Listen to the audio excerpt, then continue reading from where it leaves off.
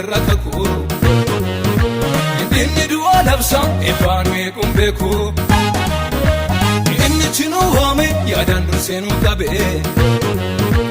takkaanuun hin jenne beenaasin hin addabe baddeetuu jedhanii qabannee rakaku inni du'a labsa efaanee kumbeeku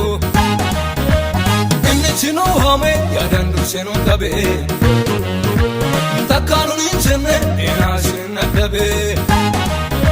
nu jaallate waaqayyo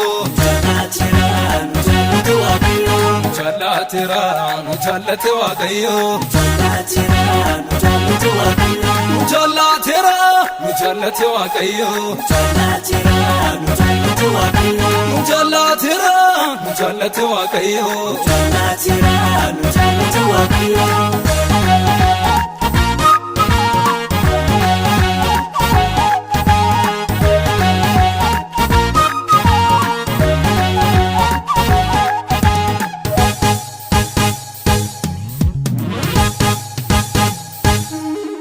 Sila ursaan galaana mataa keenya rayaa mutuu waaqayyoon jirre eelikee diinota olleen xiyya saffisaan fiigu gooftaatu nu baraare fayyaatti nu liqimsuuf yemmuu diinni garmaamsu nuffisee tabba baase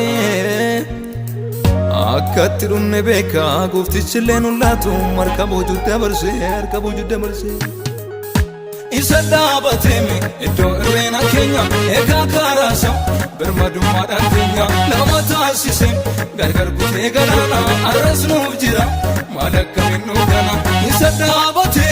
iddoo irreena keenya eegaa kaaraasa birmadummaadhaan keenya lama taasise gargar kutee galaana arras nuuf jira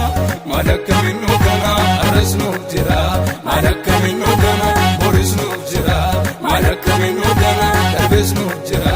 maal akkamiin nu gana arras nuuf jira maal akkamiin nu gana boris nuuf jira maal akkamiin nu gana maal akkamiin nu gana maal akkamiin nu gana maal akkamiin nu gana maal akkamiin nu gana maal akkamiin nu gana maal akkamiin nu gana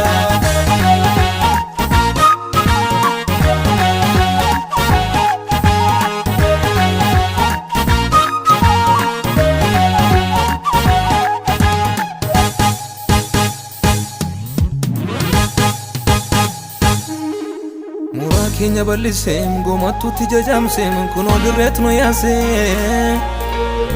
hedduun nu qollifannaan hirrina keenya laaleen babaa nu ballisee bututtuu faffacaatu lafee keenya funaaneem hafuura isaatti baasee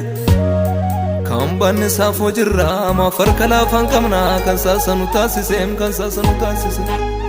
taasise isa dhaabateme iddoo irreena keenya eegaa kaaraasa birmadummaadhaan keenya lama taasise gargar kutee galaana arras nuuf jira maal akkamiin nu gana isa dhaabate iddoo irreena keenya eegaa kaaraasa birmadummaadhaan keenya lama taasise gargar kutee galaana arras nuuf jira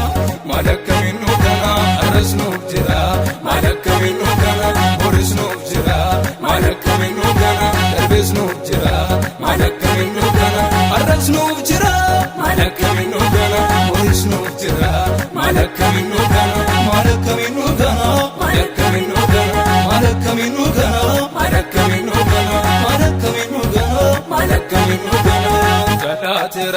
nu jaallate waaqayyo nu jaallate waaqayyo nu jaallate waaqayyo